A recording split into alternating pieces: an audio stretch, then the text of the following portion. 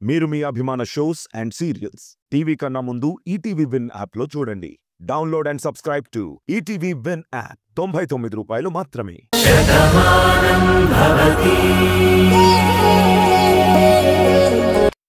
బయలుదేరారని చెప్పారు కదండి, ఈ పాటికొచ్చేస్తూ ఉంటారు.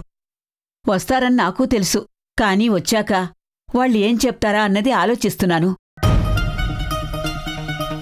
అసలు భానుకి స్పృహొచ్చిందా, భాను మాట్లాడిందా, ఏం మాట్లాడింది, ఇవన్నీ నేను తెలుసుకోవాలి. భాను అంటే ఎంత గొప్ప మనిషి, ఈ ఇంటికి దేవత. అలాంటిది మనందర్నీ వదిలేసి వెళ్ళిపోయింది. ఎప్పటికీ రాదు అని ఎంతగానో బాధపడ్డాము. కాని మా భాను బ్రతికే ఉంది. మళ్ళీ ఈ ఇంటికి రాబోతుందని తలుచుకుంటేనే నాకు చాలా ఆనందంగా ఉంది.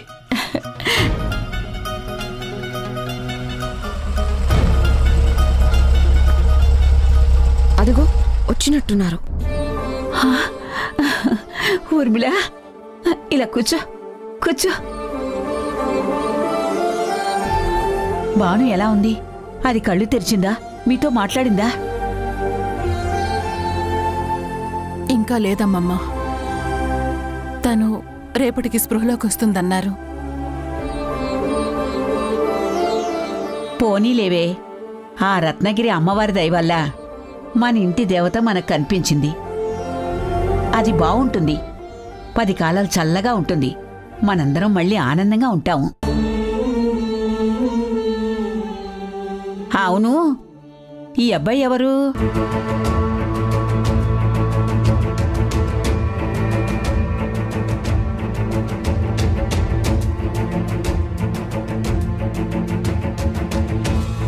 అతని పేరు మురారి బామ్మ. నా ప్రాణాన్ని కాపాడని వ్యక్తి. ఇన్నాళ్ళు భానుని కంటికి రెప్పలా చూసుకున్నారు. నా భానుని కూడా వాళ్ళింటి మనిషిలానే చూసుకున్నారు. ఈరోజు భాను మళ్ళీ మనకు కనిపించిందన్నా, తను బావుందన్నా, దీని కారకులు వీళ్ళు, వీళ్ళ కుటుంబమే. అవునమ్మా. చిన్నవాడివైనా నీకు చేతులెత్తి దండం పెట్టాలి. మా ఇంటి దీపాన్ని నువ్వు కంటికి రెప్పలా కాపాడావని తెలిసినప్పుడు నీకెలా కృతజ్ఞతలు చెప్పాలో కూడా మాకు అర్థం కావడం లేదు. మీరు పెద్దవారు బామ్మగారు. మీలాంటి వాళ్ళు మమ్మల్ని ఆశీర్వదించాలి కానీ దండం పెట్టకూడదు. తను మా ఇంటికి వచ్చింది అంటే అందులో మేం చేసిన గొప్పతనమేమీ లేదు. మా ప్రాణాల మీదకొచ్చినప్పుడు తనే వచ్చి కాపాడింది. ఆ జరిగిన సంఘటనలో తను గతాన్ని మర్చిపోయింది. తనెవరో తెలియక మా ఇంట్లో ఉంచాము.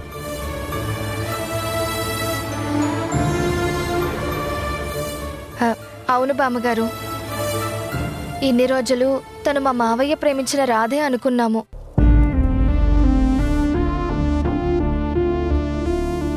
మా రాధే మా ఇంటికొచ్చింది, తనకి గతమంతా గుర్తొచ్చేస్తుంది, మళ్ళీ వీళ్ళిద్దరూ ఒక్కటైపోతారని అందరం ఎంతగానో అనుకున్నాము.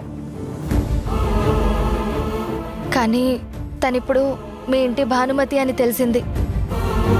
సత్య, తనెవరో తెలిసాక మళ్ళీ తనలో మనం రాధని చూశామన్న ప్రసక్తి రాకూడదు. అయ్యో, తప్పులేదు బాబు. ఆ అమ్మాయి అమాయకంగా మాట్లాడినా నిజాన్ని చెప్పింది. మీరు మీ మనిషి అనుకున్నారు, కానీ తను మా మనిషి. ఇన్నాళ్ళు తనకు ఏమీ తెలియకపోవడంతో తను లేదేమో అన్న భావనతో మేమున్నాం. కానీ చాలా విచిత్రంగా మీరందరూ ఒకేసారి ఆ గుడికి వెళ్ళడమేంటి? అక్కడ భానుని చూడటమేంటి? నిజం తెలియడమేంటి? ఇదంతా దైవమహిమ కాకుండా ఇంకేమవుతుంది? ఆ అమ్మవారి గురించి దేవమ్మ మనకి చెప్పింది. తను ఒకప్పుడు మనింటికెంత ద్రోహం చేసినా ఈరోజు మళ్ళీ మనందరం భానుని చూడగలిగామంటే దానికి కారణం ఆ అమ్మవారైతే అక్కడికి మనం వెళ్లేలా చేసింది ఆ దేవమ్మ.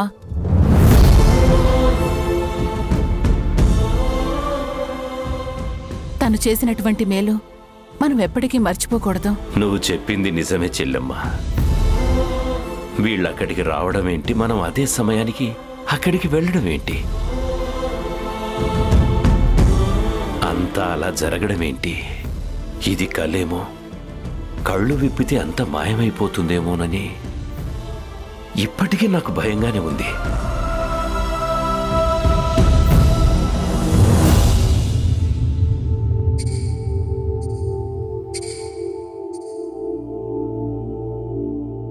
కానీ మా అమ్మ భానుమతమ్మ మళ్ళీ తిరిగి వచ్చింది. నా భాను మళ్ళీ కనిపించింది. దైవం ఎప్పుడూ మనకి మంచి చేస్తుందండి. మేం కొలిచే మా అమ్మవారు మా మనిషిని చూపించింది అనుకున్నాను. కానీ తనెందుకు ఇలా ఉంది అని ఆ దేవతకి ఎన్నోసార్లు దండం పెట్టుకున్నాం. కాని తను మా మనిషి కాదు, మీ మనిషి అని చెప్పడానికే అందర్నీ ఒకేసారి తన సన్నిధికి రప్పించుకుంది. ఎవరేంటో నిజం తెలిసేలా చేసింది. ఏదేమైనా మీ భానుమతి వల్ల మా ఊరికి కూడా మంచి జరిగింది. తనెప్పటికీ మాకొక ఆత్మీయ బంధువులాగే ఉంటుంది. మా వదిన ఎలాగ మీకు మంచి ఆత్మీయురాలయ్యిందో తనని కాపాడి మీరందరూ కూడా మాకు బంధువులయ్యారు. మనిద్దరి కుటుంబాల మధ్య తప్పకుండా స్నేహంతో కూడిన బంధుత్వం ఉంటుందని మా మమ్మీ మేము అందరం కోరుకుంటున్నాం. మీలాంటి వాళ్ళతో పరిచయం కావడం మాకు చాలా సంతోషంగా ఉంది. ఇన్ని రోజులు రాధగా మా ఇంట్లో ఉన్న మనిషి ఇల్లు ఇది, తన వాళ్ళు వీళ్ళు, తను ఇక్కడే ఉండేది అని తెలిసినప్పుడు మాకు కూడా చాలా సంతోషంగా ఉంది.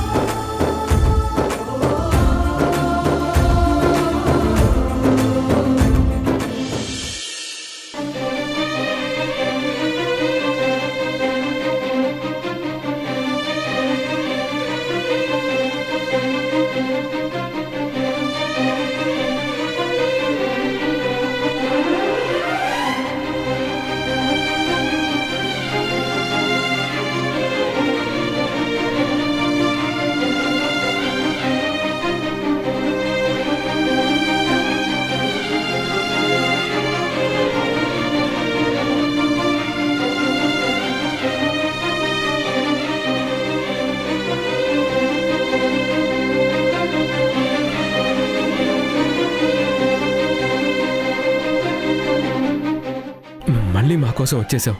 నా ప్రేమని వెతుక్కుంటూ వచ్చేసావు. ఇది తలుచుకుంటూ ఉంటే నా మనసు ఎంత సంతోషంగా ఉంటుందో నువ్వు ఊహించలేవు భాను.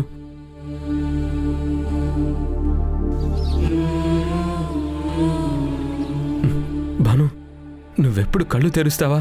నీతో మళ్ళీ ఎప్పుడు మాట్లాడతావా? నా మనసులో ఉన్న బాధనంతా ఎప్పుడు పంచుకుందామని ఎదురు చూస్తున్న ప్రతి క్షణం ఒక యుగంలా కనిపిస్తోంది. రేపెంత తొందరగా తెల్లారుతుందా అని ఈ గుండె ఆరాటపడుతోంది. బాబు, నీలా ప్రేమించే భర్త దొరకడం నా కూతురు చేసుకున్న అదృష్టమయ్యా. నీ ప్రేమే తనను తిరిగి తీసుకొచ్చింది. చల్లగా ఉండండి ఇద్దరు కలిసి.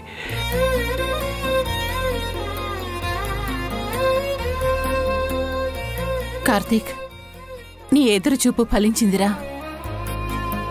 నీ భాను దూరం కాలేదన్నా నీ భావన నిజమైంది. ఇన్ని రోజులు ఓపిక పట్టావు. ఇంకొక్క రోజు బాధ లేకుండా ధైర్యంగా ఉండు. తను కోలుకుంటుంది. మళ్ళీ మనతోనే కలిసి మన దగ్గరే ఉంటుంది.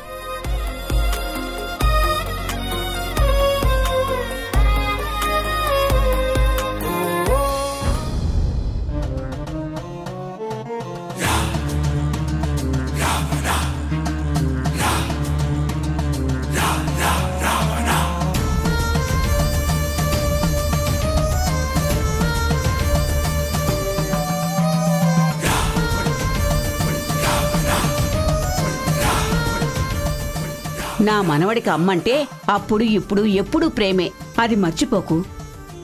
నిజంగా గనక ఆ ప్రేమ అలాగే ఉంటే నేను ఇలా బాధపడతానని తెలిసి కూడా రాకుండా ఎలా ఉంటాడమ్మా? కార్తీక్ రాకపోవడానికి 2 కారణాలుంటాయి. ఒకటి భాను వద్దనుండాలి, లేదా ఇక్కడికొస్తే మళ్ళీ అక్కడికి రావద్దని ఆంక్ష పెట్టుండాలి. ఆంటీ, ఇప్పుడేమంత కొప్పలు అంటుకున్నాయని చెవి కోసిన మేకల అలా అరుస్తున్నావే? రాత్రి కార్తీక్ కి యాక్సిడెంట్ అయితే ఆ భాను ఇప్పటి వరకు మీకు చెప్పనలేదు. మీరు మీ కొడుకు గురించి ఆలోచించారా ఆంటీ? నేను కాదనను, కానీ మీరు ఏ నిర్ణయం తీసుకున్నా పేరు మాత్రం భానుకొస్తుంది. మీకు రాదు. అది నేను తట్టుకోలేనా ఆంటీ? ఈ టాబ్లెట్ ఎలాగైనా భాను కడుపులోకి వెళ్లేలా చేయాలి. ఎందుకు? దానివల్ల ఏమవుతుంది? కార్తీక్కి భాను మీద అసహ్యం వేస్తుంది. రేపు సెమినార్కి నువ్వు ఈ చీర కట్టుకుని వెళ్ళాలి. ఇది పుట్టింటి పట్టు చీరగా భావించి అత్తయ్య బీరువాలో పెట్టుకున్నారు. ఇది నేనెలా కట్టుకుంటాను? ఏంటి భాను, నువ్వు ఈ చీర కట్టుకుంటేనే బాధపడతారా? నీకు తెలీదా? తెలుసు, అందుకే కదా కట్టుకోమంటుంది. ఆవిడ బాధపడాలి, నీ మీద కోపం రావాలి. ఇది నా గతం. భవిష్యత్తులో ఎప్పటికీ రాకూడదని నేను ఎంతో ప్రయత్నించాను. ఆ గతాన్ని ఒప్పుకోమని అజయ్ నాతో చెప్తే నేను వాడి విషయంలో అనుకోకుండా కొట్టినా అది వాణ్ణి మంచాన పడేలా చేసింది. దీనంతటికీ ఒకే ఒక్క కారణం, నా గతాన్ని ఇప్పటికీ తలుచుకోకూడదని, భవిష్యత్తులో ఏ రోజు ఆ గతం అడ్డు రాకూడదని అనుకున్నాను. కానీ ఇప్పుడు అన్నీ తెలిసిన భాను తిరిగొచ్చింది. ఇప్పుడు నా పరిస్థితి ఏంటి అనేది ఒక ప్రశ్నలా మారింది. అసలే గమ్యం తెలియని ప్రయాణం జరుగుతోంది. ఈ సమయంలో దారి మోసుకుపోయినట్టయింది. వీటన్నింటికి కారణం భానునే. తను వచ్చింది అని అందరూ ఆనందిస్తున్నారు. తను కనిపించిందని కార్తీక్ మురిసిపోతున్నాడు. ఈ ఇంటికి తనని తీసుకురావాలని అందరూ ఎదురు చూస్తున్నారు. కానీ నా పరిస్థితి మాత్రం మరోలా ఉంది. ఇప్పుడు నేనొక నిర్ణయం తీసుకోవాలి. ఆ నిర్ణయం నా జీవితాన్ని మార్చాలి. వస్తున్నాను భాను, నీ దగ్గరికే వస్తున్నాను.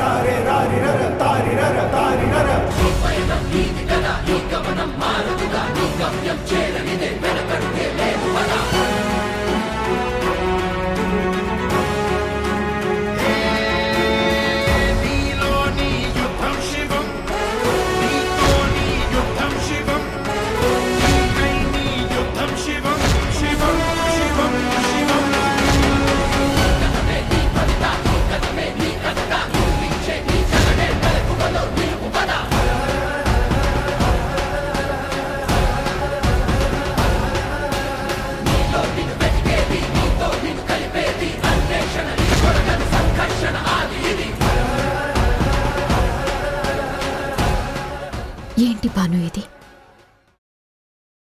ఎందుకు నా జీవితంతో ఇలా ఆడుకుంటున్నారు? నేనేం తప్పు చేశాను? కార్తీక్ని ప్రేమించటం నేను చేసిన పాపమా, లేక ఏ దేవుడిదైనా శాపమా? నాకు అర్థం కావడం లేదు. నేను కార్తీక్ అమెరికాలో చదువుకున్నా. అప్పుడే నేను కార్తీక్ని ఇష్టపడ్డాను. కానీ నా సర్వస్వం తనే అనుకున్నాను. తనతోనే బతకాలి అనుకున్నాను. అదే ఊహలతో ఇండియాలో అడుగుపెట్టాను.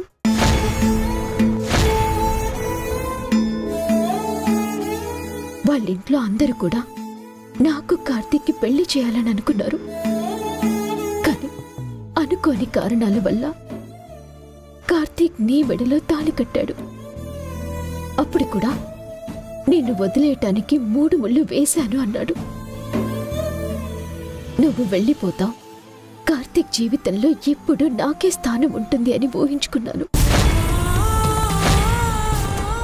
కానీ నీ ప్రేమతో నువ్వు కార్తీక్ మనసు గెలుచుకున్నావు. దాంతో నా ప్రేమని కార్తీక్ ఊహల్లో కూడా తీసుకురాలేకపోయాను. కార్తీక్ ఊపిరిగా నువ్వు మారిపోయావు. కార్తీక్తో జీవించాలి అనుకున్నది నాకు కలలా మిగిలిపోయింది. ఆ కోపంలోనే నేనొక మనిషినన్న సహనాన్ని కూడా కోల్పోయాను. నిన్ను దూరం చేసి నా కార్తీక్ని దక్కించుకోవాలి అని ఎన్నో తప్పులు చేశాను, ఎన్నో పాపాలు చేశాను.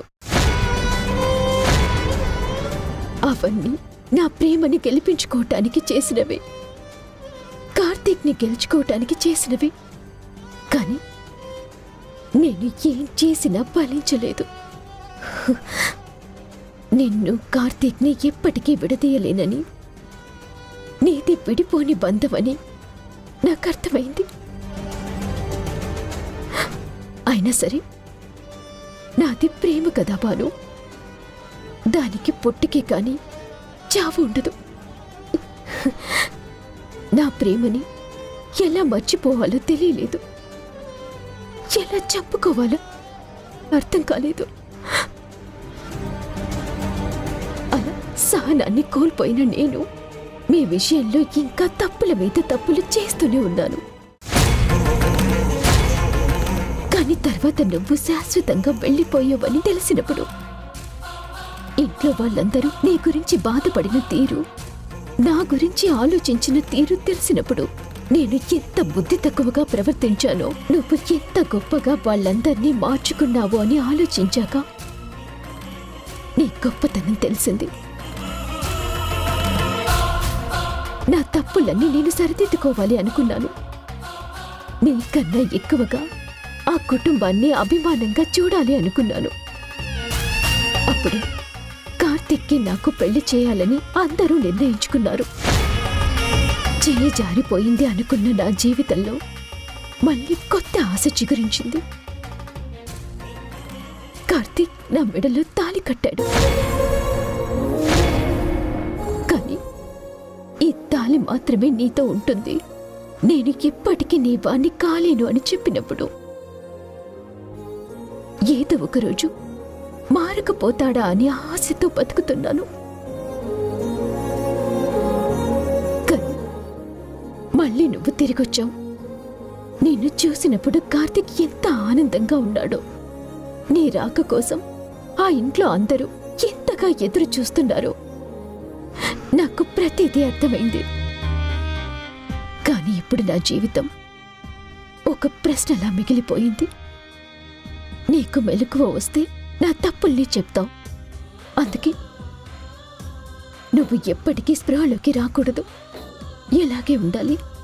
నేను నీకు ఇలాంటి పరిస్థితుల్లో కూడా సేవలు చేస్తూ, నేను ప్రేమించిన నా కార్తీక్ని నా కళ్ళ ముందు చూస్తూ బతకాలి అన్న స్వార్థంతో ఇప్పటికీ మాట్లాడుతున్నాను. ఇది వినే వాళ్ళకి నీలిమ ఇంకా ఎందుకిలా ఉంది అనుకోవచ్చు. కానీ ప్రేమ బాను, కార్తీక్ మీద నాకు ఎంత ప్రేముందో నేనొక్క మాటలో చెప్పలేను. ఇప్పుడు నువ్వు వచ్చినందుకు నాకు ఆనందంగానే ఉంది. కానీ నా కార్తీక్ నాకు దూరం అయిపోతాడు అన్న బాధ నాలో మరింత ఎక్కువగా ఉంది. ఇది తప్పో పొప్పో నాకు అర్థం కావట్లేదు.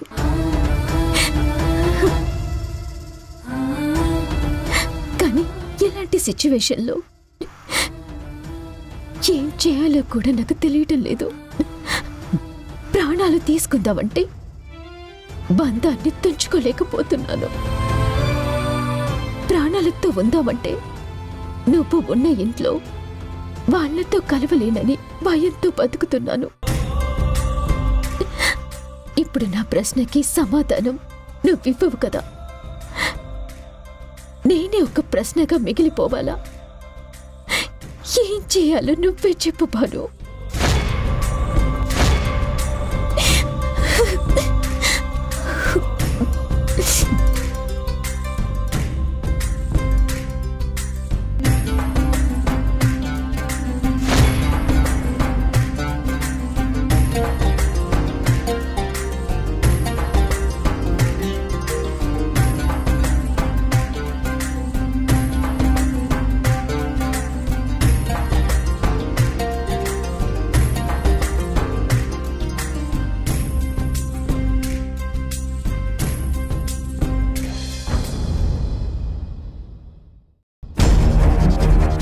డాక్టర్ గారు, నా కోడలి పరిస్థితి ఏంటి? చూడండి, ఇప్పుడు బాను చాలా క్రిటికల్గా ఉంది. ఏ చిన్న పొరపాటు జరిగినా తను చనిపోయే ప్రమాదం ఉంది.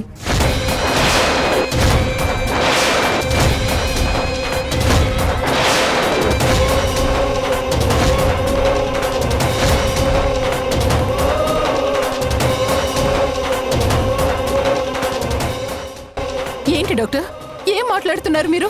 ఏంటండి మీరు మాట్లాడేది? తన గతాన్నే కదా మర్చిపోయింది. ఆ గతం గుర్తొచ్చింది. అలాంటి అమ్మాయికి ఇలా జరుగుతుందని మీరెలా చెబుతున్నారు? ఏంటి డాక్టర్ అలా అంటున్నారు? తను మా ఇంట్లో ఉన్నప్పుడు కూడా ఎలాంటి ప్రాబ్లం ఉన్నట్టు కనిపించలేదు.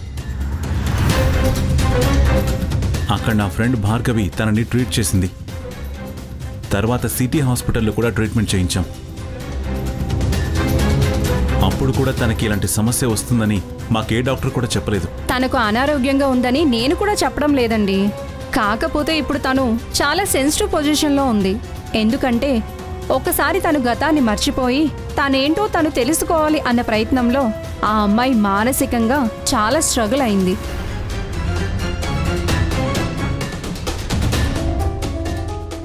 భగవంతుడా, నా బిడ్డకి ఎందుకింత కష్టాన్ని ఇస్తున్నావయ్యా? అలాగే డెలివరీ సమయంలో తను ఎలాంటి ఇబ్బందులు ఫేస్ చేసిందో మీరే చెప్పారు. ఇవన్నీ తన మెదడు మీద చాలా ఎక్కువ ప్రభావాన్ని చూపించాయి.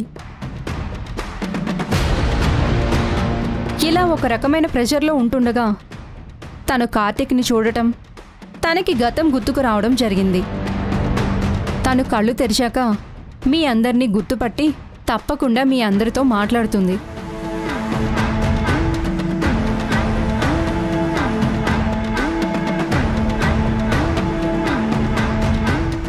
కానీ అదే సమయంలో తను ఊహించని షాక్ కానీ, తను భయపడేలాంటి విషయం కానీ, ఇలా ఏదైనా కానీ తనకి తెలిసిందంటే తను తట్టుకోలేదు. ఆ జరిగే నష్టాన్ని ఎవ్వరం ఊహించలేము.